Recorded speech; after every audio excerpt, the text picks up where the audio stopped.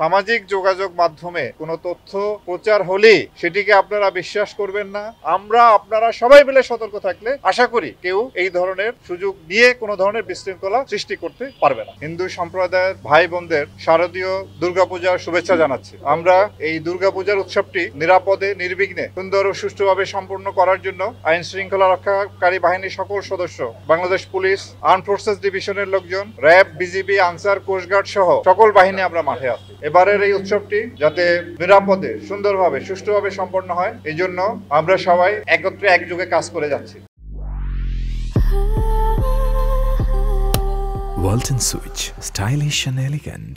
আমরা আশাবাদী এই উৎসবটি আমরা সুন্দরভাবে সম্পন্ন করতে পারবো। আমরা আমাদের বাংলাদেশের জনগণ আমরা সাম্প্রদায়িকতার ঊর্ধ্বে উঠে সব ধর্ম বর্ণ নির্বিশেষে এই উৎসবগুলি আমরা পালন করে থাকি। আমার ছোটবেলায় আমরা দেখেছি যে দুর্গাপূজার সময় দেশব্যাপী একটা উৎসবের আবহ তৈরি হতো। আবার মুসলমানদের ঈদ, খ্রিস্টানদের বড়দিনেও একটা উৎসব মুখর পরিবেশ তৈরি হয়। তা আমরা এই পরিবেশটি, একটি অসাম্প্রদায়িক বাংলাদেশের এই পরিবেশটি সুষ্ঠুভাবে যাতে থাকে সেই জন্য একযোগে সবাই কাজ করে যাচ্ছে। তো এই পর্যন্ত সবকিছুই ভালোভাবে চলতেছে। শুধু কতিপয় দু একটি বিচ্ছিন্ন ঘটনা সহ এই পর্যন্ত হয়তো সারা দেশে 8-10 জায়গায় বিচ্ছিন্ন ক্ষুদ্র কিছু ঘটনা ঘটেছে এবং প্রতিটা ক্ষেত্রেই আমরা আইনানুগ ব্যবস্থা নিয়েছি। আমরা যদি সতর্ক থাকি, বাংলাদেশে এবারে প্রায় 31,546টি পূজা মণ্ডপে পূজা হতে যাচ্ছে। আমরা যদি সতর্ক থাকি তাহলে আশা করি কোনো ধরনের কোনো দুর্ঘটনা ঘটবে না। আমি পূজা উদযাপন কমিটির যারা সম্মানিত সদস্যবৃন্দ আছেন, এই মণ্ডপ সহ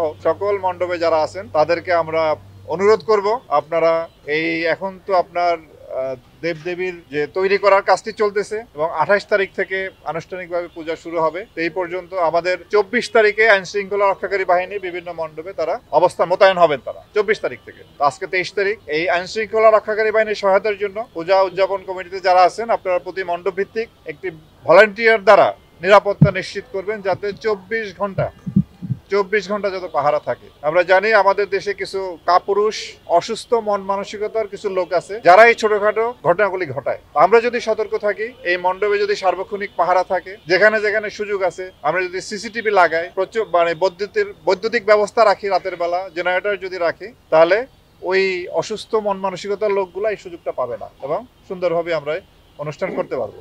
তো কতিপয় অসুস্থ মন মানসিকতার লোক, কতিপয় খারাপ লোক যাতে আমাদের এই উৎসবে কোনো রকম বিঘ্ন ঘটাতে না পারে, এই জন্য আমরা সবসময় সতর্ক থাকবো। তো আশা করি এই উৎসবটি সুন্দরভাবে আমরা সম্পন্ন করতে পারব। আপনার সীমান্তবর্তী এলাকায় প্রায় 7,000-এর মতো পূজা মণ্ডপ আছে, যেটার আইন শৃঙ্খলা রক্ষার জন্য বিজিবি মোতায়েন আছে এবং সারা দেশে আমাদের এই 35,000 মণ্ডপের মধ্যে অল্প কিছু সংখ্যক মণ্ডপ যেটা ঝুঁকিপূর্ণ বিবেচনা করা হয়েছে এবং ওই ঝুঁকি বিবেচনায় প্রত্যেকটি মণ্ডপই নিরাপত্তার পর্যাপ্ত ব্যবস্থা রাখে। এই সামাজিক যোগাযোগ মাধ্যমে গুজব ছড়িয়ে বিশৃঙ্খলা চেষ্টা করার একটা পায়তারা চলছে, আমরা এটা টের পাচ্ছি। তো আমাদের আইসিটি বিভাগ সহ সবগুলি আইন শৃঙ্খলা রক্ষাকারী বাহিনী এই ব্যাপারে সতর্ক আছি।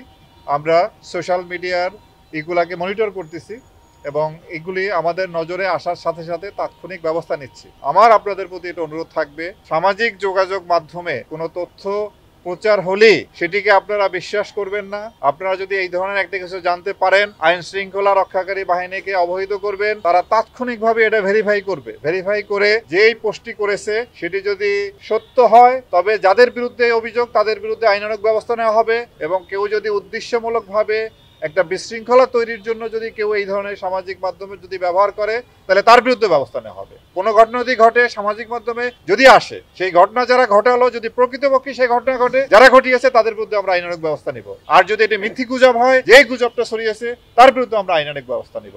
আমরা সতর্ক আছি। আপনারা সবাই মিলে সতর্ক থাকলে আশা করি কেউ এই ধরনের সুযোগ নিয়ে কোনো ধরনের বিশৃঙ্খলা সৃষ্টি করতে পারবে না। আমরা গতবারে আপনি যে কথাটা বলেছেন, সুন্দর প্রশ্ন, আমরা অ্যানালাইসিস করেছি। গতবার দেখেছি যে কোথায় কোথায় এই ধরনের প্রবণতা বেশি। তো যেখানে যেখানে এই ধরনের প্রবণতা বেশি সেখানে আইন শৃঙ্খলা বাহিনী অত্যন্ত সতর্ক দৃষ্টি রাখতেছে।